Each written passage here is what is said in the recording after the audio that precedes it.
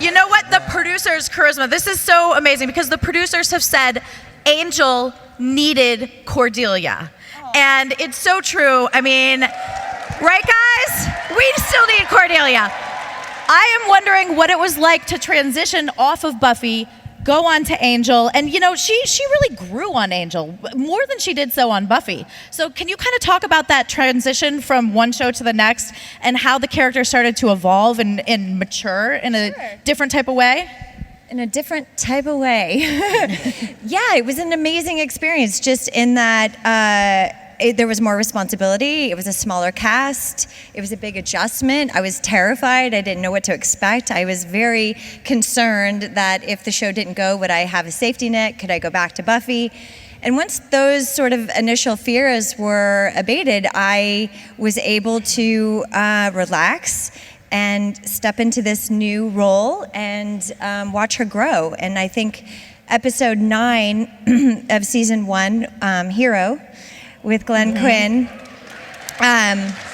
when we lost him on the show, that was bittersweet in that it was great for my character and great for me personally, but losing that character was tough and a big responsibility, another big responsibility. So it was sort of incrementally increasing.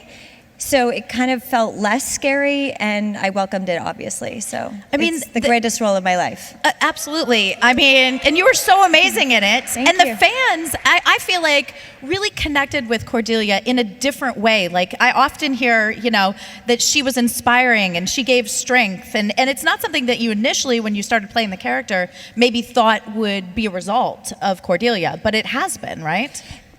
Hi guys, I feel like, yes, 100%. It is always remarkable when I come to these meet and greets and I get to engage with the fans and I get to learn from you and your life and your stories how Cordelia affected you. And I'm always amazed to say, or hear rather, that Cordelia inspired them to be more confident. And I remember her always being the mean girl, and I remember the first years on Buffy, fans would never talk to me. You know, like nobody wanted to, James didn't even want. You're such a good actor. You fooled me. I so thought you actually were Cordelia. And I am a punk rocker, and I'm like, I'm not talking to that cheerleader, man. I'm just not. Yeah. And I would avoid you because I didn't want to, like, you know, not get along with. And it wasn't until years later when we did Supernatural, we were backstage, right. And I just, and I was like, we're talking backstage, waiting for the setup, and I just kind of go, oh, I'm so sorry. I've been judging you for so long. You fooled me. You're such a good actor. You're actually a sweetheart, but you play a really good mean person. So do you. But you know what, though? I feel like that dichotomy is like really a signature of Joss's characters. You know, having one preconceived notion. I mean, Jay, when Gunn came on the show, people were like, "Oh, he's kind of like an LA like street thug," but actually, like, there's this very strong yearning to work with Angel and to learn from Angel. And I just kind of want to know how you originally approached the character and then created Gunn into this like wonderful, intelligent, you know, man. Sophisticated. Sophisticated. Wow. Well, you know, it was a long process with the audition. When I got it, I was really intimidated by it because he was supposed to be this sort of, you know, ghetto street youth, you know, kind of rough around the edges. And, you know, in life, I'm kind of different from that. But I had just taken this really great acting class that taught me to really, you know, believe that these characters exist inside of me. So I found a way to just connect to the character's yearning for family, because ultimately I thought that that's what he was looking for, and that's what he created amongst the homeless youth in LA. And then when he met Angel, you know, he was very anti-vampire, obviously. So somehow he was able to, to put it mildly, but I thought that that was a really good arc about how sometimes, like, people who you decide are horrible people can sometimes surprise you, and you can find common ground for a mutual results. And I thought that that was the real beauty of the storyline in a lot of ways. And so then when he got with these characters, he found that he could form a family with them too, and that they all had a mutual interest. So that's kind of how I approached the character. I thought he was all about creating families, and that's exactly what happened off camera, with us. Because we've been friends all these years. The show's been over, and we've been through awesome things. I was at this man's wedding. I've been through so many beautiful things with these people. So yeah, so it's interesting how sometimes, art imitates life and life imitates art. It's circular, definitely. You mentioned vampires, James. Let's skip down the line to you. Vampires on Buffy were supposed to be, these evil, ugly demon creatures, and here you come. Kind of the opposite. And you know what? You stuck around and you kept sticking around, and Yeah. How originally when you were approached for Spike, there was no telling the longevity of the character, So originally, what was Spike's job on the show? To die. Right. But you just wouldn't. He was just Drusilla's boy toy for 5 episodes, and then he was going to be Angel's first victim. The whole point of the season, this is over on the other show, was that Buffy would get her heart broken by Angel. They'd finally hook up, and then Angel would go evil, and then Buffy would really, really cry all the time. And then his first act of evil was to take me down. So they only built me up to be cool so that when Angel killed me, he would look awesome, right? Yeah. But yeah, Joss got talked, to his credit, I think Joss does not believe that evil is cool. He thinks that evil is laughable, and I agree. And he that's why his vampires were hideously ugly when we bite someone, because he doesn't want that to be a sensual kind of shot. And he got talked into one romantic vampire character, that was Angel. David Greenwald, bless his heart, talked him into that character, and then Angel just took right off. And I don't think that Spike was designed to be a romantic character. And I remember when after a couple episodes, the fan reaction was that I was a romantic character. Joss backed me up against a wall and said, "I don't care how popular you are, kid. You are dead. You're dead. You hear me?" And I was just like, "It's your ball, dude. Whatever." I'm just don't kill me now. Just give me the 5 episodes. I'm poor. So, yeah. So he told me that I was supposed to answer your question, Claire. Sorry. No, go on, please. It's my turn. I'm not giving the mic up. No. Just quickly. He said that I was a soulless vampire that didn't care about anybody. And I said, "Yeah, Joss, you got it, bud. You got it." And he turned his back, and I was like, "F that, man." Because, I've learned that as an actor, if you find the love, you find the gold in the mountain, you find the jet fuel, you find the thing that will connect you to the audience. What does your character love? And it could be love denied, love crushed, or any kind of love. That's what's going to connect. And I was like, well, I'm going to find the love. And so I found it in Drusilla. And I actually started undercutting Joss's theme from the beginning. And because I needed a job, man. I was a new father, and getting diapers overwhelmed any respect I had for Joss. It was just Gerber baby food and healthcare, man. So, well, it worked in your favor. Yeah. It worked out. Yeah. So yeah, I pretty much played Spike with a soul from the very beginning, and that was wrong. That was wrong. But it was so right. Yeah, it so was anyway. right, guys. Yeah. It was so right. Alexis, you again, each of you guys had such interesting journeys. You went from kind of like a friendly, bubbly to brooding character. So let's talk a little bit about Wesley's journey. Sure. What was the question? I agree. You agree, yeah, right? Okay, perfect. I agree. No, I really want to talk about the arc of your character. Oh, the arc, who yeah. come, you were very much I could speak friendly, to that. bubbly. Yeah. Sorry, I didn't mean to. But first of all, I'm learning so much. Thank you, everybody. Truly, it's so. Don't tell Joss that I said that. You'll be mad. We're like in our little, like, it's Oh, it'll shared, be on YouTube. It's out. but we're in our bubbles, aren't we? And like, it's fascinating to hear what they were all going through while I was thinking about myself. I'd love to tell you that it was all kind of mapped out, but I didn't get 5 episodes. I had 2. So I can't say that I started that thinking, having big thoughts about the journey. I guess this is how I think of all of these jobs, is that just try to take a small step. And in a funny way, all those small steps, in my case, added up to an enormously long journey that I'm very grateful for. I think if each little step works, then you get to take the next one. I don't really know how else to. It's a good metaphor for life too, isn't it? I guess, yeah. I guess so, yeah. Yeah, absolutely. But I think the writers, they had such a gift for. It was such a dialogue, and I don't even mean an off-screen dialogue. I mean an on-screen dialogue. Of they'd throw something up, and then they'd see the dailies. They're like, oh, that's kind of working. We'll try that for a bit, and then it kind of, some of it's that, and then some of it are these grand strokes that are intended from the beginning of either the show or the beginning of the seasons to try to get into. One thing I wanted to add was in preparation for today, I watched Spin the Bottle.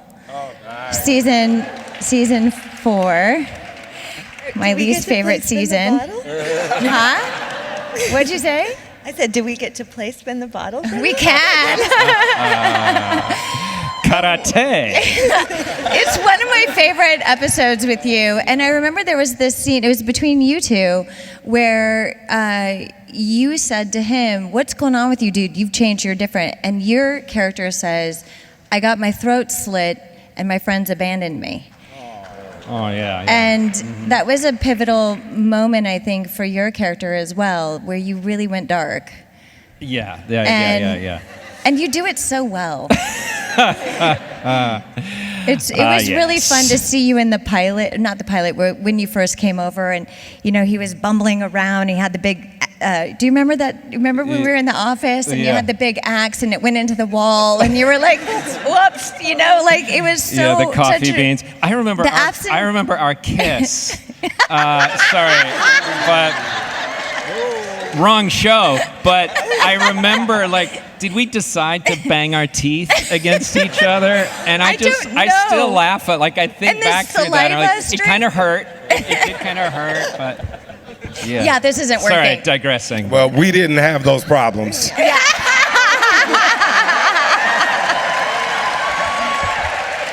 I got to give that one to you, yeah. So, Amy, let's come down to you. Woo! I mean, what's not to love about Amy, right? You have Fred, and then you have Illyria. And I mean, what an amazing opportunity as an actress to get to transition, from Fred to this completely badass, totally different character. When they pitched that to you, what was your initial thoughts, and did you have any trepidation? Ooh, well, initially when Joss pitched it to me, he did a pretty typical Joss thing where he said, I just wanted you to know I'm killing Fred. And then he waited a very long time. So I mostly felt sad. And then he said, but I'm going to bring you back as a demon goddess. And I was like, no one's going to argue about that. But he gave us a lot of time sort of to lead into that. He gave Alexis and I some scenes. Maybe, I feel like it was at your wedding, right? It was, yeah. Cheerful, he gave us very some cheerful. Scenes at his wedding, and so that was Joss never stops working. earlier in the year, and so I had about 3 months knowing that this transition was happening, and Joss had in his kitchen. Joss likes to dance a lot, and he had in his kitchen different colored lights for dance parties or something. Right, yeah. I think they were for dance parties. Maybe it was for other things. I don't know. Just cooking. Just cuz. But so he had Alexis and I come over, and did these scenes that weren't ever in the show, but they Right. were just scenes he had written, and we kind of worked Yeah. the character, which this is something you never get to do in any television job. You usually just show up and hope that you made a right choice. So yeah, we got to workshop the whole character, and he was flipping the colors on the lights, and we tried it with red, and then we tried it with blue, and he was like, "Oh, you're gonna be blue." And so that's how the look of Illyria That's was how born. I got blue, was in Joss's from the kitchen with lights. some blue lights. I love it. Yeah. That's great. James, you had some of the best one-liners on the show. Do you have any that stick out to you? Any favorites? Okay. This is, you want the truth, or do you want the, okay. The truth We is want I the don't truth. remember anything. Okay, no, this is the thing. When you're working 12 to 15 hours a day, and you're doing 22 episodes a year, I discovered levels of fatigue I had no idea existed before. And my short-term memory evaporated. And I remember we used to play a game on the set, which is, quick, what did we film this morning? Like that. And the response would be like, I got nothing. I have no idea. We could never remember even what we did a few hours before, because you're always really focused on what you're doing now, trying to live up to these scripts that are so well written, and no matter how hard you try, you're never going to be as good as what's on the page. You're always going to miss something. So, like you guys were probably much better rested when you were in contact with Angel than we were, or me. And so it's Let's not hear one of your apathy. favorite It's one-liners. so, like the fact that I can't remember. While he waffles. Anybody got one? Waffle. You're a wee bloody pluppet, There Mac. we go. That's my favorite line. That- of course. That's one of my favorites, too. That Right. episode was Thank you. I amazing. remember that one. Yeah. Well, we're going to open it up to questions. Yeah. So there's 2 mics in the aisles, and you guys can line up there. And while they're getting lined up, Charisma, I want to ask you, your final scene in season 4, obviously before you came back, but where you and Angel are in the office and the phone rings and you say, "Oh, and you're welcome." How was that to film, and how did you almost brought the original Cordelia back to that one line at the end. It was so interesting. Actually, that is interesting because the way I said it, they had me re-say it in ADR because they didn't like the way I had delivered it. They wanted it to not be given away. So when I was playing the scene, I guess I had indicated in a way, like if I were to describe the way I said it, it would be like sharing a loss. You know, like, I don't even want to give you the reading, but whatever reading it was like sharing a loss. Like I was sad, like I knew what was coming and they didn't want it to be given away. So I'm in ADR delivering the line again, and I'm kind of at odds with the producer in post. I'm like, I don't want to say it like that. I want to be all, oh, and you're welcome. You know, it's like, that doesn't fit. That doesn't work for me. And that just feels intrinsically wrong. And, you know, as usual, I was wrong. And, and they prevailed, and they're like, this is really the way that we want to do it, because we don't want the audience to know. And I go, okay, well, that makes sense. So I'll do it that way. But my instincts were, you know, To go darker. to feel, you know, to feel like the loss of having, like, say goodbye. Yeah. Well, it was extremely poignant how it ended up. So good job. Thanks. Hi, we're going to start over here. Hi. Thanks for coming, obviously. So I know that Angel continued on in the comic books. Are any of you familiar with it? And if you are, is there anything in the comic books that you saw that you wish you guys could have done? Survived. But this That is would've been actually nice. a good question because you co-wrote one of the comics. I wrote two, Yeah. but it was in the other show verse. Yeah. And it wasn't Angel. But yeah, I wrote a couple. It was still Spike though. Yeah, it was still Spike. Yeah. And they were really good. Yeah. But yeah, I was surprised. Like when we filmed the finale, my thought was like this: we are wrapping up the arc of Angel, which is Angel starts his. We were introduced to him as a villain, as a bad vampire, and then he makes the slow arc into being kind of redeemable, and then finally to hero. And like what I thought was, Joss was thinking the most heroic thing that we can have him do is to give up his life in a fight to save other people that he knows he's going to lose, that he knows he's going to die, but he has to try anyway. Like that's the ultimate heroic act. So we were out in the rain, and I'm thinking, oh, we're definitely dead. Like that's like it kind of is less powerful if we're not. So we're dead. Like the show's over. So yeah, okay, we're dead. And then when I opened the comic book, I'm like, oh, that's nice. we survived. It was such a great ending, though. I mean, Amy, Jay, did you have a thought? Were you on the same page, like we're dead, or were you like, yeah, we're going to survive this? Well, I saw that my character was turned into a vampire, and I would have loved to play that. That'd have been fun. I think it's something cool about the arc of like you kind of become what you hate kind of deal. So I always saw that happening for my character. I was mostly excited when I see the drawings, and I'm like, ooh, I wish I had that body. You do.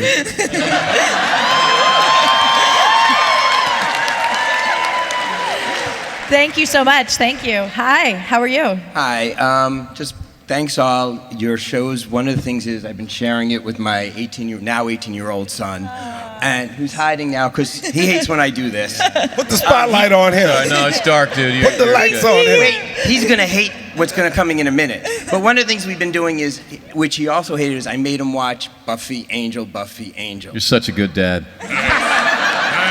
The only problem is right now we only got to the middle of season 4 before he went off to college, and he never found out why, for almost all of his life, I've been calling him one phrase which you've already said. So could you do me a favor and say, hey Zach, you're my wee little puppet man.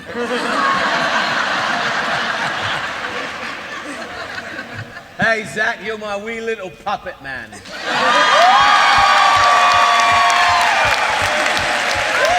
Thank you. I wanted him to find out in that episode. I was like, what's his reaction going to be? But I think this is even better. It is. Thanks. Thank you so much. Thank you. Hi. Hey guys. Hey. I've met the majority of you before, with the exception of Alexis. Good to see you again. Here he is. Good to meet you, sir. Thank you. I've said this before to your peers, Alexis. Buffy and Angel got me through my mom's cancer and her death. I couldn't have done it without you. She even became a Buffy fan, even though she went to her grave not admitting it. She really loves Spike. And on this... She had very good taste. And on this, the 20th anniversary, what I wanted to do is I was drawing, and unfortunately I got carpal tunnel. I couldn't give all of you individual gifts, but I do have some gifts for you that I wanted to give you. When's the appropriate time and place to do this? Are you going to be over at the convention center today? Yes, ma'am. Everyone will be over there, and you are more than welcome. I'm sure everyone would love for you to come up and say hi and take a look at your artwork. Yeah. I'm not the professionals that are here, so by any means. You know what? I think I speak for the whole cast when we say we appreciate any fan art or gift or anything that's inspired you. So I'm sure everyone would be more than grateful. Thank you. And Thank you so much. Thank you, sir. And if I can just ask you this, Alexis. Charisma's met me before, and she can vouch for me. I was a big Doyle fan. When you replaced Doyle on the show, did you feel a great deal of pressure? Yes. I can imagine. Just talk about that a little bit. Well, I mean, I felt it and tried to not let it affect me, but I was very aware of it on a personal level, that this is something that the cast and the cast and crew are very connected to, and I felt in a way that I was, taking somebody's seat at the table a little bit, which felt odd to me, but I had to try to not see it that way in order to perform my function. And I decided that I shouldn't really make myself responsible for the decisions that go into what a show are. And I thought that a show has room for everyone. But I just mean to say I was conscious that, I didn't. Yeah, I felt a little bit strange at first, but then the way that David and Charisma and the crew and how everybody welcomed me and made me part of the family, was so amazing. And then we were just off and away. And I think James sums it up. You don't really have that much time to you can't, dwell. Thank you. You can't really dwell on things. 1 hour format is fast and slow. You have no time to make the decisions that are extraordinarily important for what you're stuck with, and then you have a lot of time that you're stuck with those decisions. Because all the emphasis is on getting the thing shot. You don't have the luxury of and Amy describes that time in Joss's house. That's gold. That's more rehearsal than we had. Yeah, incredibly rare. So on a process level, you do have to just kind of, note that you're feeling a certain way and keep going. So thank you for your comments. I do want to say, we were talking about this. I think James and I were reflecting on this on the way here. That this is amazing for us that you guys are here, and we are so happy to share ourselves. But what I think is really significant for us is that you share with us, because I think it has evolved over time what this relationship is, and I don't even know how to explain it. But I do want to say, we all feel extraordinarily grateful that you support the show and you support the work that everybody's done here, and it means a great deal to us. So, the authenticity that you brought to your story just now, I want you to know that we see that, and thank you all for the time and energy you share with us. Yeah. Thank you. Thank you.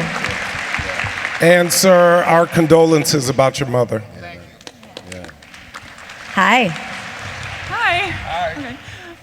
So I love all of you. James, I got to meet you yesterday. I forgot to say that you have one of my favorite responses on Twitter to, do you put an angel on your tree for Christmas? And you're like, I don't want that wanker on my tree.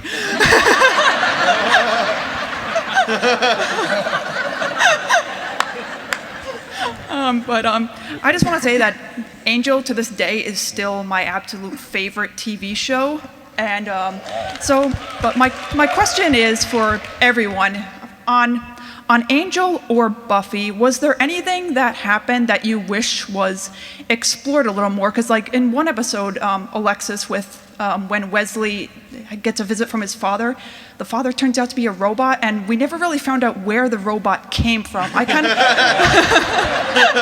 I got the impression it was something different from Wolfram and Hart. I guess another question is, where did the robot come from? And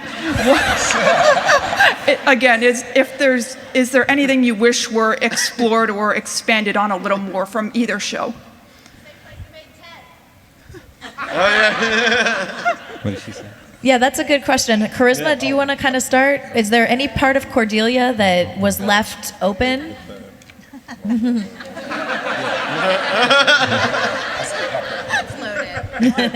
That's really loaded. She would have been great to explore season 5. I didn't want her to die. I welcomed the opportunity to come back, to be with my friends, and to have Cordelia live on. So when I signed on and agreed to do it, and then found out after that I had signed on that we were in fact writing her out, that was one of the contingencies of my returning, was just I don't want to come back to kill her. Tell a story, let her live on in some way. And it didn't work out that way.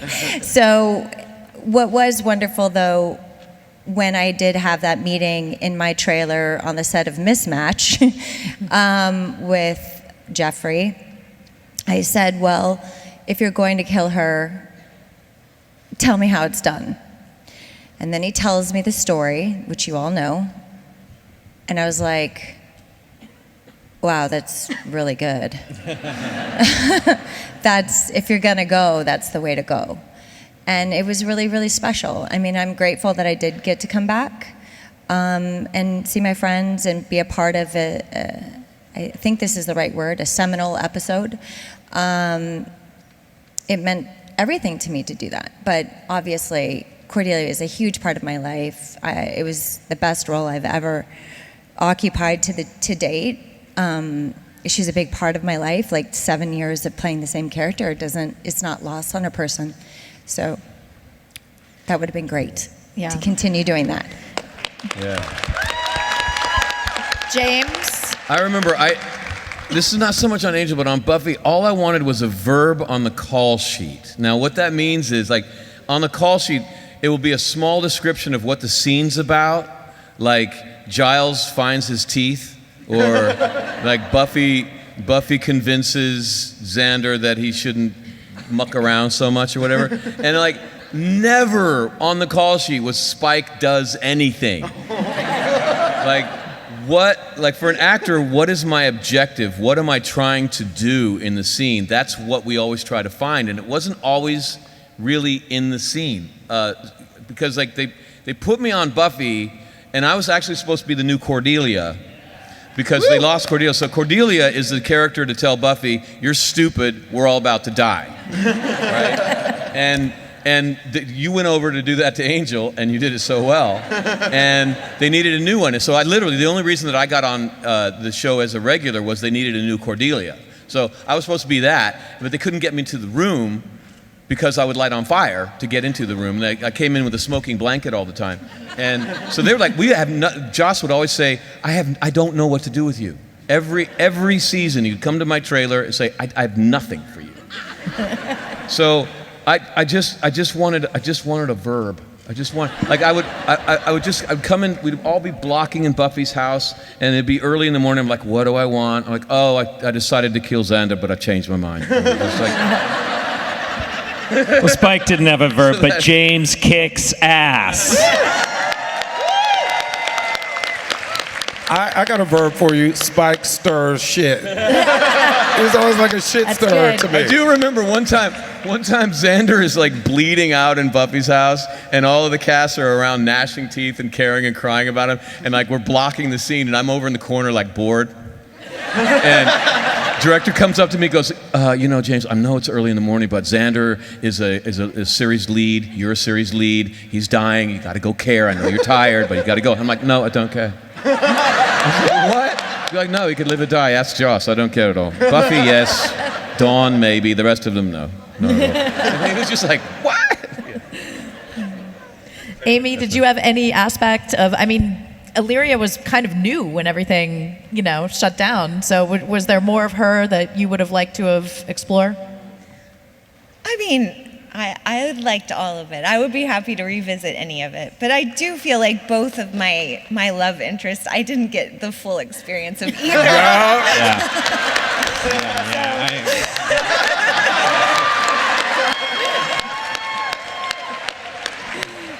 Do you guys all know the story of how they screen tested her? Is that like well known?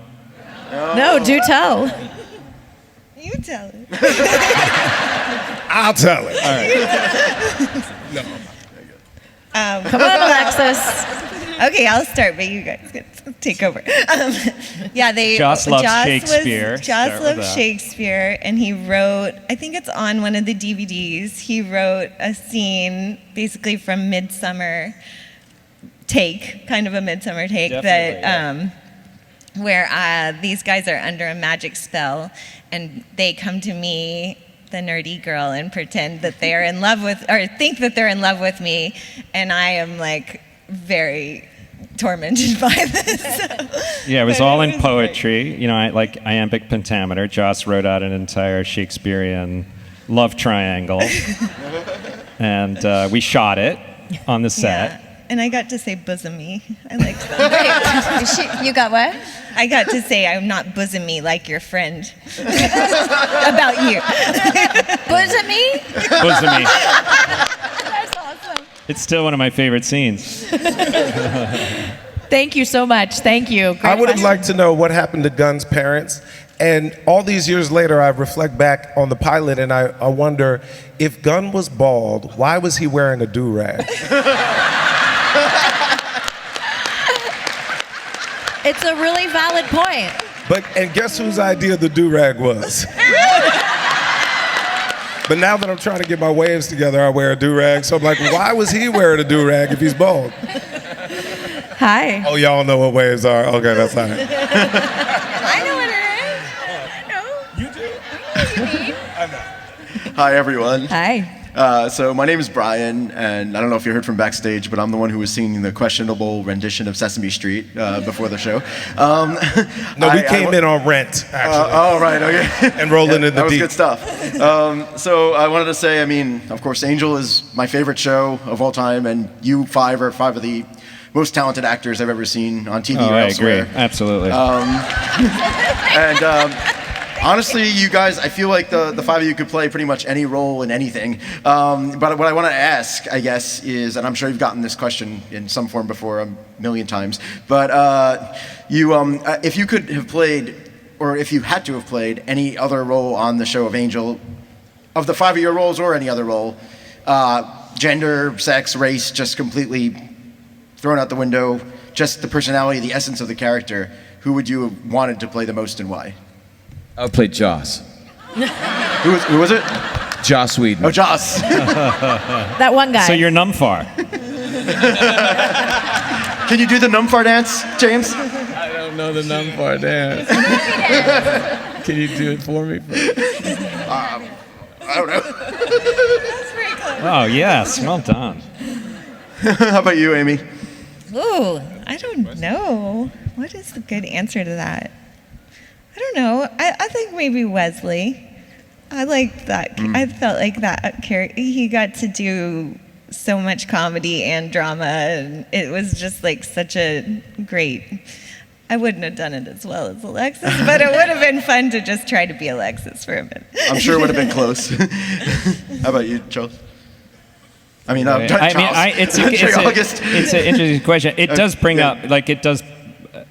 I remember every day at work with this group, just internally going, God damn, they're good. I wish I could do that. I wish I was as good I wish I was as funny as her. I wish I thought of that for that. I mean, I should have had more attention on myself, I guess, and what I was doing. But I was always like, oh, well, they're so good. So I can't. It would be hard to say that there was one. I was perpetually feeling like these people are nailing it around me. I better bring it. Like, I better figure out something to do because they're so good in this scene. I feel like that actually really gave to your character of Wesley and his growth, because Wesley was pretty much like that. He was always observing what everybody else was doing and wishing he could do it as well as them or be as apt as them or whatever, you know. Like, anyway, do you guys have one? I'll answer Lauren just so I can give a shout out to Andy. Nice. Sans the green makeup. Sans the green makeup. But can you sing? Yes, he can. Yeah. Like a jaybird. Not like Andy. Andy had a voice. Andy was on stage with Patti LaBelle. Andy could sing. Yeah. That's awesome. Oh, He's God, the I best. miss him so Yes. much. Yes. Thank you so much. Thank you, Brian. Yeah. Thank Do you. have one? No, you don't know. We better. No, okay. I think just out of equity and inclusion, as many questions as Hi guys, nice to finally meet most of all of you. I just wanted to, I totally don't even remember what my question was. You have great hair. Well, it's Can okay. I actually started bleaching my hair just to cosplay your character like years ago when I first came to meet you, and the look just stuck. And I'm sorry, you've been doing that for years? Yes. Oh, it's amazing. It's been like 5 years. I can't stop it. It just looks so good. But I still follow all of you guys and everything else you guys do. I remember when you were on Runaways, I actually took a shot every time you were on screen. Wow. She's dedicated to you. Did you ever get drunk? Oh, no. Probably not. Okay. Anyways. Favorite off-screen moment. That's what it was. Random. Anything. I guess behind the scenes, or maybe even years later at an event. Did any of you guys have any standout moments amongst each other? I liked yesterday, actually. We were all sitting on a couch backstage, and this woman came up and she was like, I don't know who any of you are, but why do you like each other so much?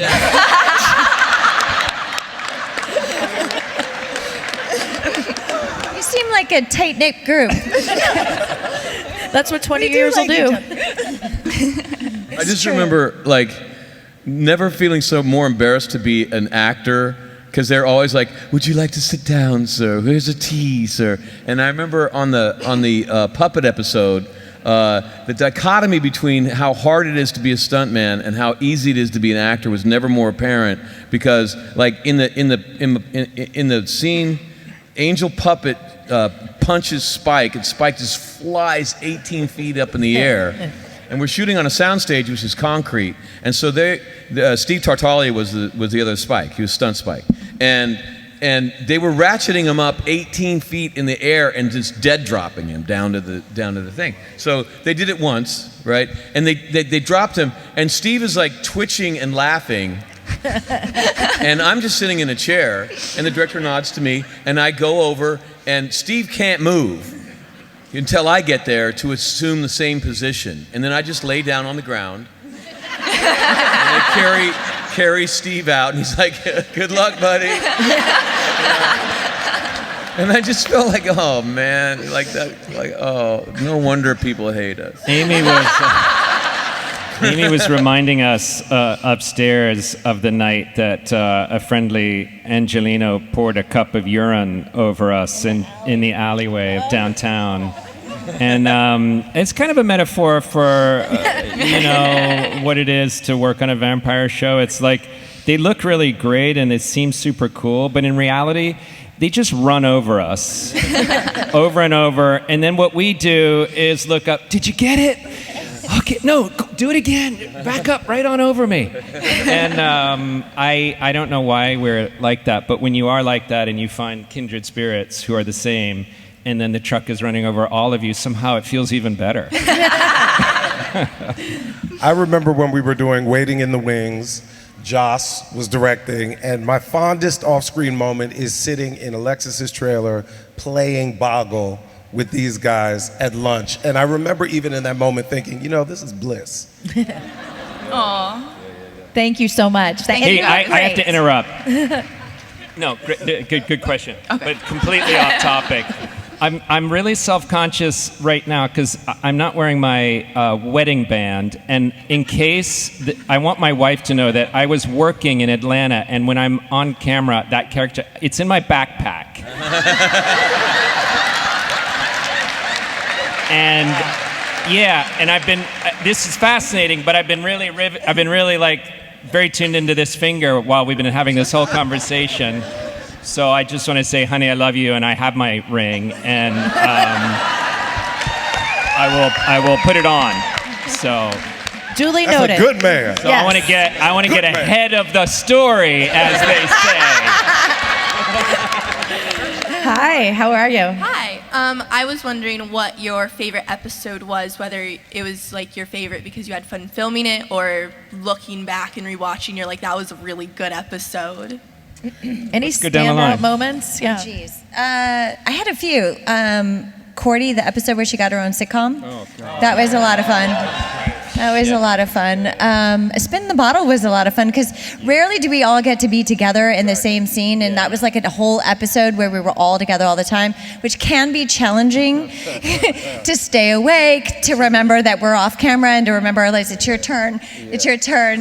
Like that always happens. Sometimes you fall asleep at the wheel when you're off camera doing the same scene, individually. Anytime we were all together was a great time. And that's why I loved Waiting in the Wings. That was my favorite episode, because we were all together a lot of the time.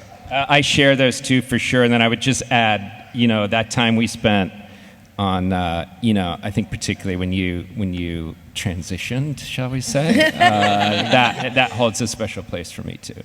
Yeah, and for me, the puppet episode, man,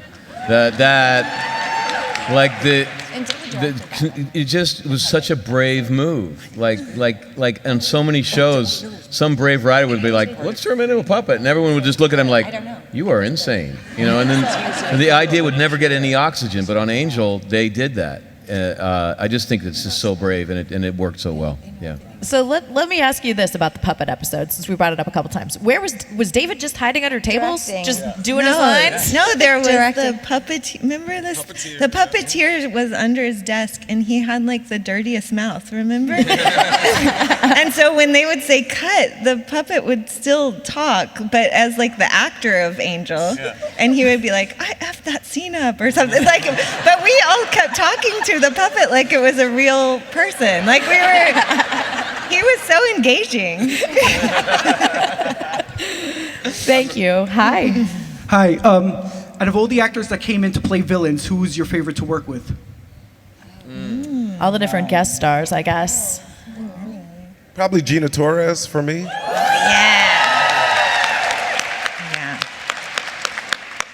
Yeah, Nathan that hurt. Fillion. Who? Nathan Fillion. He's an awesome dude, yeah. Does Spike count? Spike counts. Okay, I choose him. Do you have a favorite? I'm struggling. I'm struggling too. The first person came to my mind as far as guest stars, like where I was like in awe, was when John Ritter, but that was a non-Angel, that was on Buffy. But that was a moment where I was like, wow, this is incredible. Like our show is being taken seriously. This little show on this network with like a singing frog and a top hat and cane, and called Buffy the Vampire Slayer, and we have John Ritter. Actually, that makes a lot of sense, huh? But that was amazing. That was it. Can you tell me your shirt? What does it say? It says, Angel, some white guy that's dead. That's my line. Nice. It reminds me of a gift that I had given for, you know how at Christmas time we would give cast gifts to the crew and all that stuff. We would get together and we'd pool and buy stuff for the crew. And one year I made T-shirts and it said Angel on the front, and then on the back it said Charisma loves me no matter what, I can do no wrong, or something like that. Yeah. That shirt, I thought that you have, because you guys amaze me with the stuff that you come up with too. Yeah. The signing the tables. Like I got an 8x10 in resume, my very first 8x10 headshot a fan brought, and I was blown up. You guys show up with some really crazy stuff. Like, where did you eBay? Wow. But I thought you had that shirt. Thank you. I'm sure you can find it. It's a great shirt. Thank you. I would just like to say, Alexis, you and Keith Zarbaka would be my number one. Oh, villain. Keith was amazing. Thank you. Yes. Good. Yeah. Thank you. Thank Yeah. you so much. Hi. Hi. I just want to say first, thank you all for showing up. This is really short. Thank you all for showing up today. I'm in the middle of a rewatch, actually, and I love all of you. I wanted to say specifically, Jay, thank you for bringing nuance to your character. That was definitely something sorely needed then and now. Thank you. Thank you very much. I think it was a missed opportunity to not have an Angel film. But I was wondering if there was ever going to be an opportunity to get the band back together, so to speak, because you guys are truly like lightning in the bottle. Something magical happened on that screen, and I'd love to see it again, basically. I think we. Thank you. You know Yeah, what? thank you. Fans have proven they can get things made. I mean, you know, Veronica Mars, and there's. If you guys want another Angel with these guys, you should speak up. Speak up on Twitter. I wrote an April Fool's article on my website about a Buffy reboot 4 months before they announced the Buffy reboot. Oh, so I was about to say, that was you. Another article, yeah. So I'd love to see you guys. So there's your assignment. Thank you. Thank you. Thank you. Hi. Hi. Like many others here, Angel is one of my favorite shows of all time. In fact, it's probably my favorite. And my question would be that duality plays a giant part in the show, just literally and figuratively, whether it's with a soul, without a soul, a person to a demon, someone who's lonely to someone who has a family, someone who kind of comes from a very kind of stitched up background, and mean girl to this incredibly empathetic, well-developed character. So just, was that a conscious decision to really think about kind of like this line between two parts of a character, or was it much more dynamic and kind of evolution as time went on? That's a really great question. I wish I was one of the writers on the show. I know that Joss wants to bait the audience into thinking one way and then just go, "You're wrong. They're more. You think you know something? It's a lot more complicated than you thought it was." But he will bait you into believing one thing. So he's manipulating it, and then he'll judge you for thinking that. Jay, how about you? When you were portraying the character, I mean, because we talked a little bit about how he was, visually and initially meant to be sort of one thing, but your eyes portrayed something very different. Well, first of all, I'm amazed at your character summary for all 5 of us so quickly. That was really succinct and awesome. The funny thing for me is sometimes I'll go back and watch old episodes, and literally at the end I'll go, "Oh, that's what that was about." Like our episode First Impressions, where Cordy and Gunn go on a mission together, and she has an assessment of who I am, and I have an assessment of who she is, and we're searching for this demon who we're thinking is going to be one thing, and he turns out to be another, and that's what the entire episode was about. And I mean, I knew that at the time, but there was an episode about pyramid schemes too, where I was like, oh my God, every aspect of this script is about a pyramid scheme in one way or another. So like Alexis was saying, we're so in the situation and it's so fast and furious that I really missed a lot of the brilliance of the writing of the show sometimes. Yeah, like actors are paid to be very subjective. Like we have to just track one individual's journey moment to moment. And really, if I'm thinking about the larger theme while I'm filming it, I'm kind of I'm not doing my job in that way. So we sound stupid, but we're not. No, but I remember one anecdote that I can give was going back to early Cordy on Buffy, I was always in a broom closet making out with Xander, and at one point or another, I'm like, guys, she's like a junior in high school, and she's got sex on the brain all the time, and she's always in it. Like, can we either she's a damsel in distress, or she's talking about or actually making out with somebody. So what's going on? Can she not be such a hoe? Can we work on this? Or there was the time when I was in the cabin with Buffy and I had the spatula and I was like, well, we could do this, and I was taking it all so personally. I was personalizing my character and I wanted her to go a certain way, and I was expressing frustration about it. And I had Joss and David at one point, these are very rare occurrences where you're both, everybody's on set like that. And I said, I'm really frustrated. She's just so dumb or slutty or a victim. And I'm annoyed, and they're like, but this is why America loves you, Charisma. And I was like, oh. I'll be quiet now. Sometimes we get in our own way. And thank God we have people that have the trajectory, they have the distance, they have the arch already in their minds, but we're not necessarily included unless we ask or go. I never had private meetings. I didn't go up to anybody's office and go, can you talk to me about my character? We don't have time, I feel like. And 9 times out of 10 on a 1-hour show, you're getting episode 15 at 6 p.m. the day before it starts. So you're still in episode 14 the night before, you're starting a new episode. There's really just not a lot. It's just not feasible. I am impressed with all the insights that you're able to impart to us about your character and Joss's experience. I didn't have that much engagement. But I do know when I did not Your Welcome, but Spin the Bottle, I remember there was a time when he was directing and he kept having me do this scene where Angel asks me, were we in love? And I kept having to give this delivery, we were. Super simple line, always the hardest. So hard to convey that. And again, it was a sharing of a loss where we were. But there was something missing in the way that I was saying it, and I couldn't figure out what it was. And then I guess it happened 15 takes later.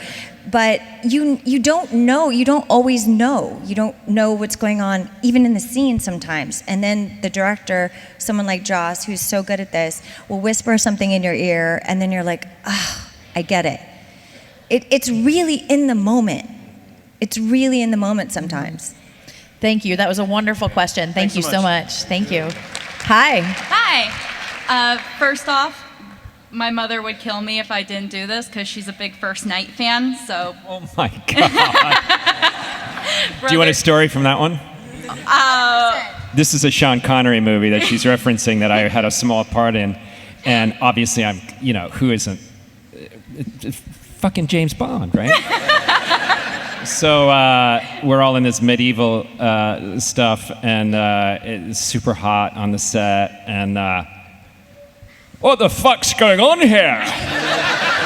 The sweat's running down the crack in my ass. That was a great impression.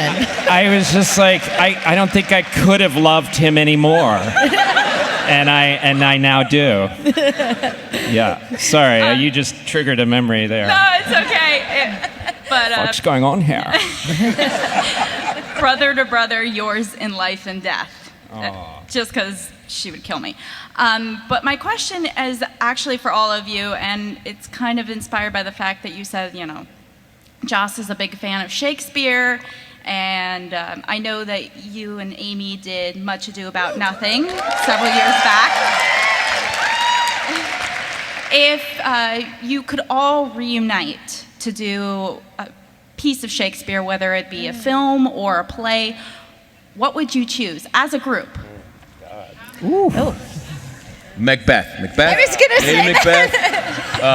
Malcolm. No. Malcolm. Oh, yeah. Macduff. Macduff, yes. Yeah. And Duncan. You'd be a great Done. Duncan. Yeah. Thank you. Let's do it. I'll do it. I'm in. There's a theater. James, direct. We you actually could be had Macbeth. we had the you could pleasure. be, I'll be Malcolm. We had the pleasure of James giving us the Scottish play, didn't we? You read it. You read it at the house at Joss's. yeah. It's Yeah. phenomenal. Yeah. Yeah. Thank you very much. Macbeth. Thank He's you. talking about. This is our last question. We're running out of time. We have a couple things still to do, so we'll take your question, and then we're going to do a couple other little short things. All right, I'll keep it as quick as possible. First off, my name is actually Drusilla. Wow. I spell it with a C and not an S, but yeah. And I guess my question is, obviously you guys get recognized out in public. What are you most recognized for? Is it Angel or is it other projects that you've done? I get Surviving Evil. I hosted that TV show, and people often, I'm always surprised that, but I guess Investigation Discovery Channel is an addict thing, and that sweet spot of women, they really, appeal. But I get that a lot, but obviously Cordelia. I definitely get Wesley, and then I get a lot of Sandy Rivers from How I Met Your Mother. Yeah, I get just, especially in New York, I guess. Jay? I get a lot of Temptations. I was in a movie called The Temptations about the singing group, and I'm Which was surprised I awesome. get recognized so much from that. especially in airports for some reason. Yeah. I think because TSA people have to study your face or something. They'd be like, Richard! Yeah. That was my character's name. It's the weirdest thing. Amy, what about you? I get a lot of usually I get, you look like this actress Amy Acker. I get that a lot. Yeah. But probably an equal split between Angel and Person of Interest.